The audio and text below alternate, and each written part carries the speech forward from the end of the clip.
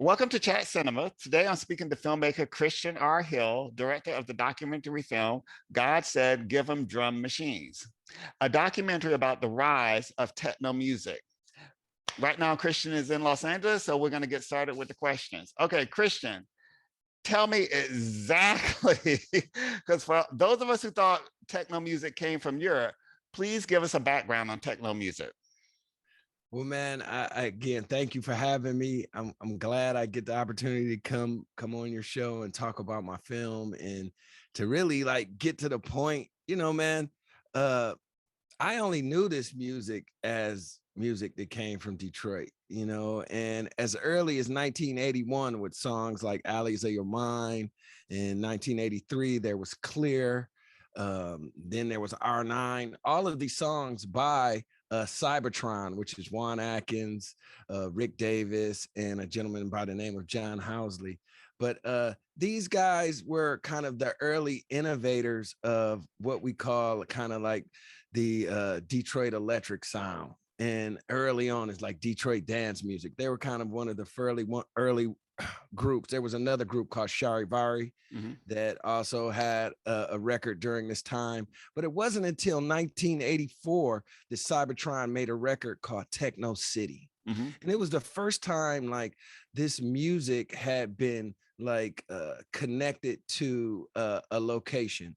Sure, I've heard about TEKNO from Germany, which was like I want to say like a group or a bar in Germany. I'm not sure what city, but and then I know about Yellow Light Orchestra in Japan, whose music was also kind of considered techie. But there wasn't until 1988 when the new dance sound of Detroit, techno, and it wasn't until Record Mirror magazine took a photo of 6 Black gentlemen from Detroit, and they put that photo on the cover. That was really the first time this music has been given a face. And it was after that this music then became a genre. So yes, there were some early happenings around the world. However, it wasn't until this moment of the new dance sound of Detroit techno, and it wasn't until this magazine that we started to really like think about this music as something of a genre. And we now have the faces, the first cover boys of techno to kind of show that. So that's why I believe that, this techno music, it grew from Detroit and from America's Black, music meccas. You had got New York with house music, Chicago with house music. And Detroit is also at the same time that hip hop and all these things are coming on to the fore. This music is happening in Detroit. And so like Juan Atkins, who learned and worked with Rick Davis, he is kind of the centerpiece of this because he taught Derek, he taught Kevin, he taught Eddie, and Blake and Santonio came along. But Juan's influence on the group, the core of the group, the Techno Six, as I like to call them, is why I believe that these men and this sound originated in Detroit. Now, I see there's a social, racial, economic dynamic in this. It's almost the same as the rise of rap music. Now, how do you explain that?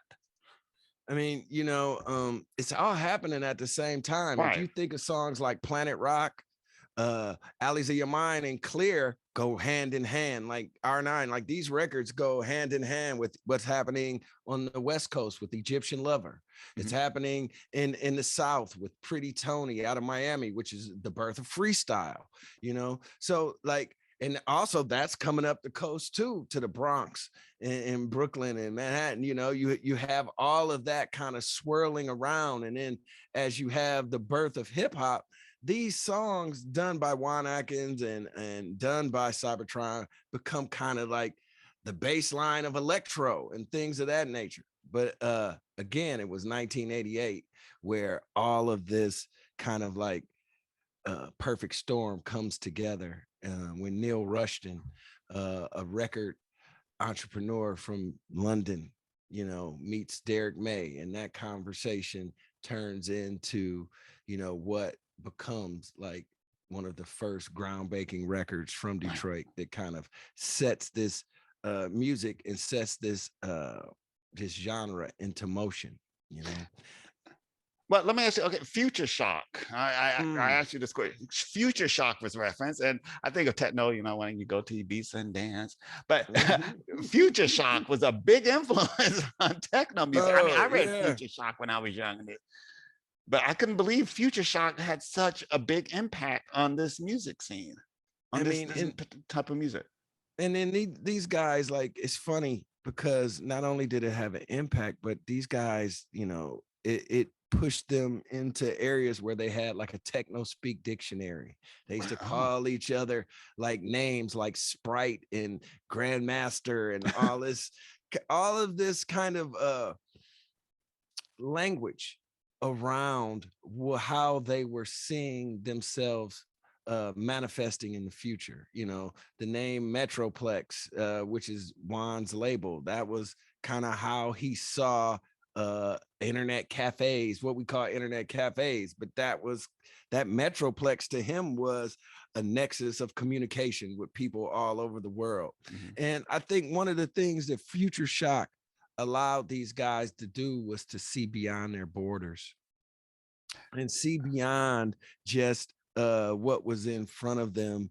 And they would have no idea that what they were doing between the years of 1983 would from during the years of 1983 to 1990 would have such an impact on the rest of their lives. Oh, And so that's why I think Future Shock kind of gave Juan and Derek and eventually Kevin and Eddie, who, as much as they paid attention to it, but Juan and Derek and Rick, they were more a part of the Future Shock language.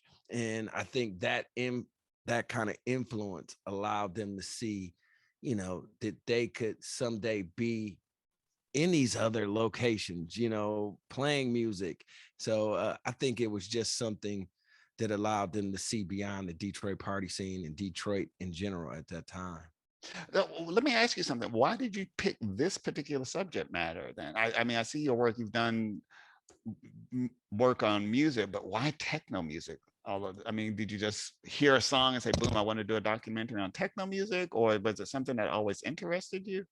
Well, man, I'm born and raised in Detroit on the west side of Detroit. Around the block as a kid, around the block, Juan Atkins' grandmother lived around the block from me. So I knew Juan as a kid. And growing up, once I became familiar, once Mojo was playing Juan's records, who was a late night DJ in Detroit, once he started playing Juan's records, and you started to connect that like this dude around the block from me is making the soundtrack of your childhood, that kind of caused like me and other people from our neighborhoods to gravitate to turntables and beat machines and samplers in the same way that kids in New Orleans, they gravitate to brass band Mhm. instruments, so Juan's influence on me as someone, who was interested in music was early. And so I've always known about techno having Detroit origins. I mean, I can remember the first time hearing Big Fun and Good Life and telling my friend Joy Thompson, who at the time we lived in Baltimore together, telling her like, hey, this music comes from Detroit. And, people being like, oh, that's cool, but really not really giving any credence or credit to it beyond what they knew. So they just looked at it like it was house music, or like everybody says that to me, even though I've been doing a film or a Detroit techno, Black people be like, oh, you doing that movie Your House. You know what I mean? It's like, I can't even sell them the concept that this is their music until I made this film.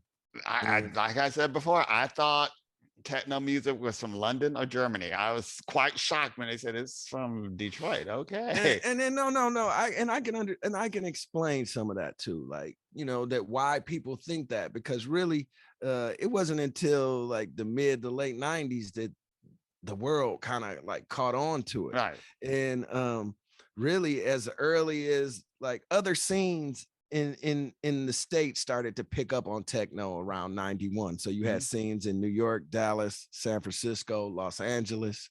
But in terms of how it traveled to Europe, Yeah. you know, you in 91, you have Tresor, you know, you had the fall of the Berlin Wall and what is Tresor that, is not far 89, from my 90? house. Right. And so Dimitri and Tresor, they're Dimitri. 91. And, you know, some of the early adopters of the techno scene in Europe are the UK, you know, Manchester, Sheffield, London, you know, and then it goes to Belgium, the Netherlands, and then to Germany. Like, so kind of like that new home for techno started evolving in the 90s, you know, but as it related to Detroit, people were still trying to get beyond kind of like the Chicago, the house of it all, because house is also blowing up, Right. you know, acid house in London and things of that nature. So just there becomes this kind of I don't know, disconnect with the origins of this music. And I liken it to you know, Egyptian statues and stuff where the faces and the noses are blown off. You know, that's kind of how I look at what happened to techno. Well, so you helped me segue into the next question. And you talk about the Little Richard effect. Yeah. We got to talk about it. The music industry, you know, they're washing out the creators of the music. You know, that's a great question, and it's a great like point of view. Like, because I really, some people ask me like, am I surprised by this? And it's not that I'm surprised by it.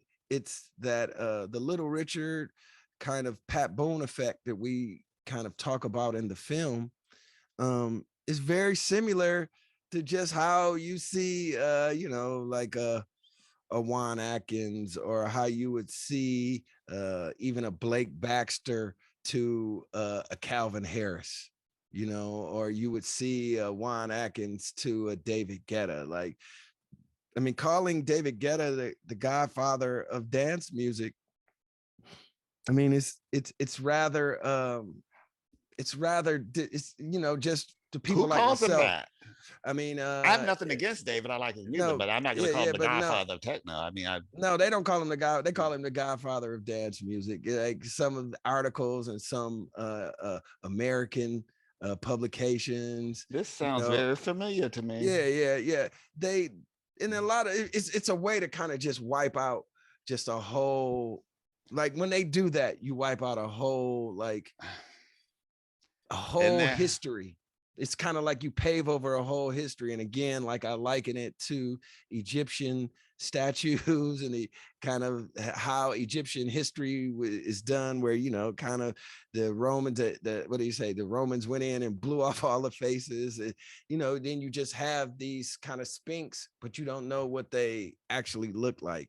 So really over the last 12 years and making this film, I feel like I have been trying to put the faces back on these particular sphinx, because these guys are our Mount Rushmore of dance music, of Detroit dance music. Really? And 12 years? You've been making this movie for 12 years? Oh, yes, okay. I've been making this movie for 12 years, and it really took a lifetime, because again, like I told you, a lot of my relationships used to make this film, you know, are things that I've been grooming over my entire life, you know. Okay, let me ask you something. Was the press initially hostile to techno music at the beginning when it was, you know, blooming? Because I remember there was a lot of hostility to rap and hip hop when it was blooming. So was it the same reaction? I'm not going to say that they were hostile, but I will say what happened was that man, in the beginning, as I understand it, as I've been told by other reporters, that in the beginning, the connection with these 6 Black guys was different, odd. Right. So, you know, after the first wave of press, over time, they began to look for their own kind of people that they could interview and tell that were making this music. So over time, that's why in our film, and I have to thank him, Richie Houghton is our film, because Richie Houghton becomes the next, outside of Right. underground resistance, which is very, very important in Detroit dance music. And I'm not overstating or over kind of trying to trip over them, but their whole thing, underground resistance, was about being underground, not having a face, Right. to the music and stuff. So when Richie Houghton comes on the scene, he's the face. Of He's course. now a connect, and Connection to the mainstream. reporters now have somebody to connect with. So he then becomes kind of the savior of techno. So it's And same script, different cast members. yes, and that's what I'm in the film, without beating people over the head Right. with it. I'm just trying to show you how we get to EDM and you don't necessarily know about the birth of techno. Well, I mean, I have nothing against Richie and David. I mean, of course, I mean, they're incredibly successful. But this, like, the next question I have is, I didn't see, I mean, it didn't come across in the film. I didn't really detect any bitterness from the guys that their white counterparts went on to become multi-millionaires 100 times over. I mean, In earlier iterations of the film, bro, I definitely played that note, but I thought over time that energy didn't serve me or the film and the people in our film it didn't serve us to be upset about it, because really, on one hand, for Juan, Derek, Kevin, Eddie, Blake, as well as Santonio, they've had careers. right. Like, you're not promised, just because you make a record, you are not promised a career. And Good in point. this music industry, everything is earned. And like, you pay out for lack of a better term, you pay out the ass to have this career. And yeah, bro, it's not about them having any animus about their white counterparts. They have to worry and build their careers, because these careers aren't promised. No, So very true. despite their connection and things of that nature, I didn't want to make that.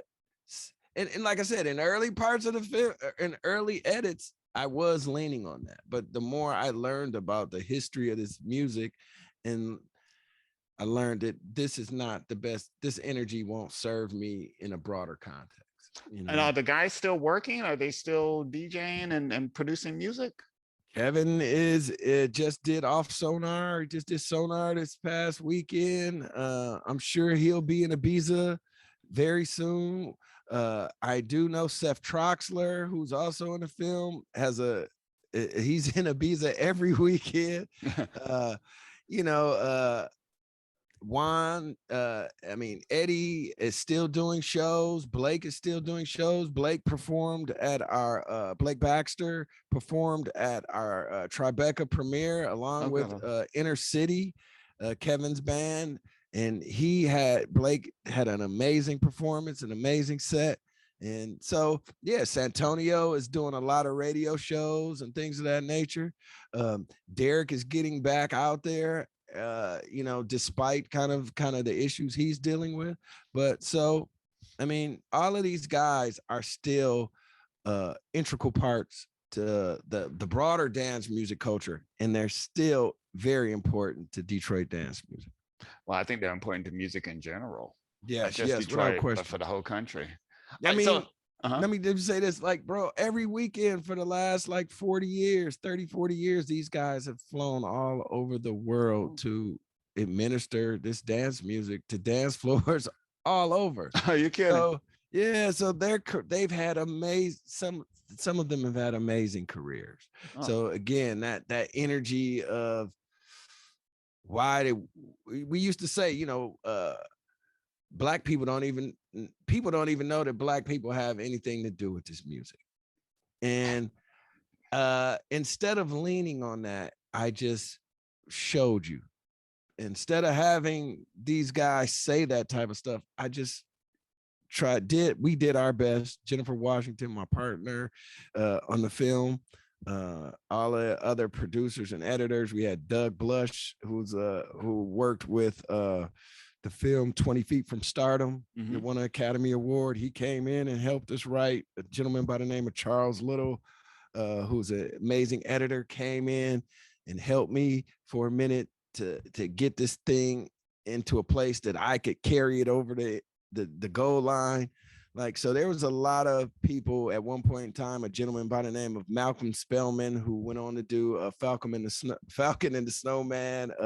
My good friend, Rashidi Harper, who is doing all types of amazing films. Like, we had like some great people come in and give us some advice along the way to help us get over the end zone and get this film out. And I can't thank as a gentleman by the name of Shaka Senghor, who really came on. Shaka wrote a book called Righting My Wrongs that became a Oprah Winfrey bestseller. And he was one of the first people to see the value of my work. And he came on to be an executive producer, and he connected me to the Arquettes, Christina and David Arquette, who then connected me to XTR, which is a nonfiction film company here in Los Angeles, who then kind of really came in and over the last 3 years lifted our sails so that we could, get this thing, land this thing, or dock this boat right where it needs to be, I like to use that analogy, landing planes, docking boats with this film, because it became a big deal, I mean, it's definitely a passion project. My goodness. So wait, last thing, where can people see the film? Is it going to be on streaming platforms and theaters? Right now it's streaming for another week through Tribeca, through the Tribeca Film Festival. And then after that, we're hoping to do a major screening in Detroit, and then hopefully we can be in London and be in Berlin, and we can share this film with the world. I mean, we shot in London, Amsterdam, Cape Town, South Africa, of course, Berlin, New York, Detroit, San Francisco. Like, we've been as far as Nizhny Novgorod, Russia, in terms of following the thread of this music around the world. Johannesburg, while making the film, we made 3 or 4 short films. One of them took us to the Cannes Film Festival. It was called Electric Roots, and that had Black Coffee and Richie Houghton and Juan Atkins. It had a lot of trying to figure out like how the South African dance scene connected with the Detroit dance scene. So yeah, man, we've been out here. You've been around. Yes, sir. Do you think it will go on Amazon or Netflix? Or last thing, do you think it will sell somewhere so people can see it, so you can get a big audience? From your lips to God's ears. No, but our hope, not even our hope, our intention is for us to sell this, is to continue to do film festivals and sell this to a streamer, or not sell, license to a streamer, so that we can, get it out to a major audience. Hopefully that's in the process of happening now. We've had like some great reviews. We've had like a lot of people through Tribeca come see this film. I mean, the first screening was an event. It was over like 400 people, standing room only, sold out. It's the first time in my life I've gotten a 2-minute standing ovation. Just kind of thank you for telling a story that I truly believe in. And man, I've had people tell me that this story feels like it's for us, by us, to us. And when I say us, I mean, Black people around the diaspora, just so that, because this music, I have Norman Anderson, Normsky from London in the film, I have people from Detroit in the film. Like, it's a world story. And even though it's Detroit based, this is a world story. Well, congratulations on the work, and I wish you great success. Thank you for being on the show, Kristian. Thank you so much, Rex. Thank you for having me, man. I truly appreciate it. And please, if anybody gets the chance, make sure you go see God Said Give Them Drum Machines, Ciao. Thank you. Ciao.